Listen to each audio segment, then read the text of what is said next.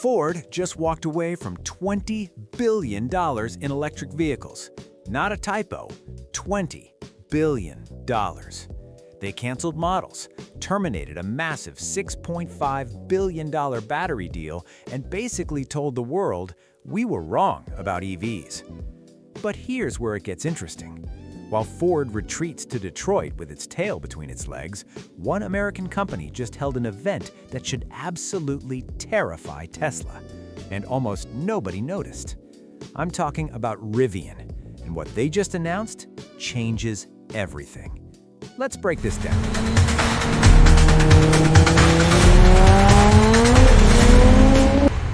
Ford's epic retreat. So what exactly did Ford do? Let's start with the damage. On December 17th, Ford announced a $19.5 billion write-down on their EV investments.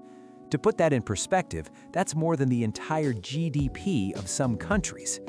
They canceled several electric models that were in development. A 3-row electric SUV? Dead. The electric Explorer that was supposed to compete with the Model X? Canceled. And here's the big one.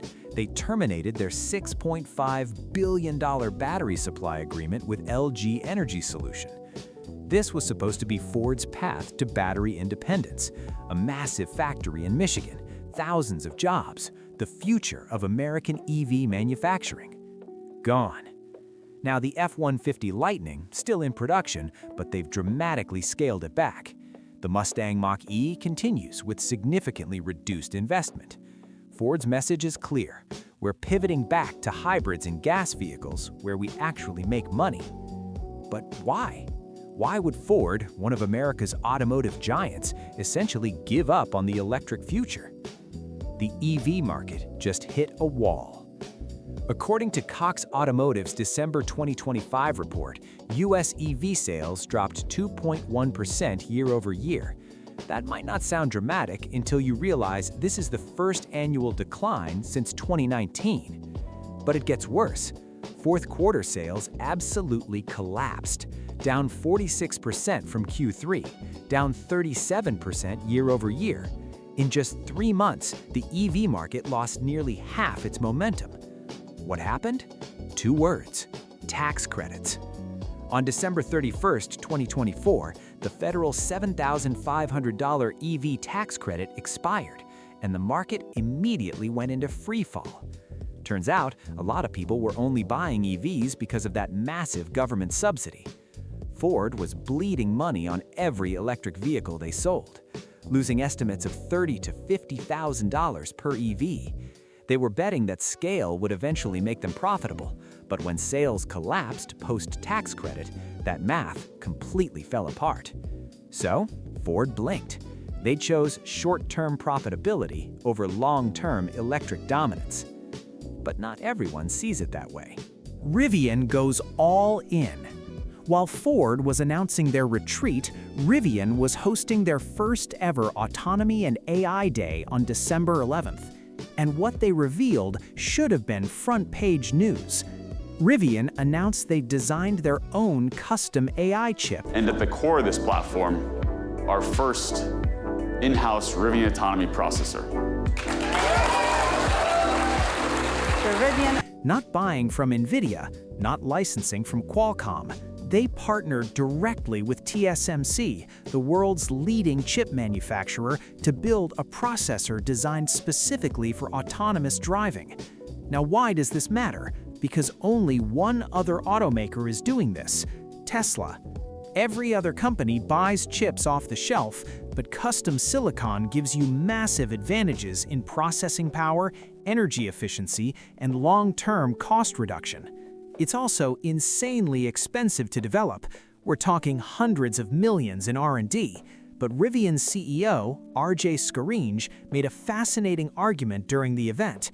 He said that Tesla's 50% EV market share doesn't represent healthy competition. It represents an underserved market. His point: there's plenty of room for another American EV maker to succeed, especially one that's not run by Elon Musk. And then came the announcement that changes the game. The $45,000 question. Rivian unveiled the R2, a compact electric SUV launching in the first half of 2026, and it starts at $45,000. Let that sink in. Rivian, currently known for their $75,000 plus R1T trucks and R1S SUVs, is about to launch a mass-market vehicle that directly competes with the Tesla Model Y. For context, the Model Y starts at $43,990 for the base rear-wheel drive version. But here's the thing, most Model Ys sell for $55,000 or more once you add options, long-range batteries, and performance upgrades. Rivian's betting they can capture buyers who want an electric SUV but are tired of Tesla's aging design, quality control issues, or, frankly, Elon's increasingly controversial public persona. The R2 is expected to deliver around 300 miles of range, though final EPA numbers are still pending. It'll be built at Rivian's Normal, Illinois factory, making it genuinely American-made, and it brings that adventure-focused Rivian brand DNA to a price point actual families can afford. But here's where skeptics start asking questions. Can Rivian actually pull this off? Let's be real for a second. Rivian is not yet a profitable company-wide. They've achieved positive gross margins, which is progress, but they're still burning cash to grow. Ford just proved that even with massive scale, dealer networks, and decades of manufacturing experience, they couldn't make EVs work profitably. So how is Rivian, a startup that only started delivering vehicles in 2021, supposed to succeed where Ford failed? First challenge, infrastructure. Tesla has over 17,000 supercharger stalls in North America. Rivian's adventure network is still building out. Charging anxiety is real, and Tesla's network is their biggest competitive advantage. Second challenge, service. Ford has thousands of dealerships. Rivian has a handful of service centers and mobile service vans. What happens when your $45,000 R2 needs repairs? Third challenge, the market itself. If EV sales are declining, is now really the time to launch a mass-market electric vehicle?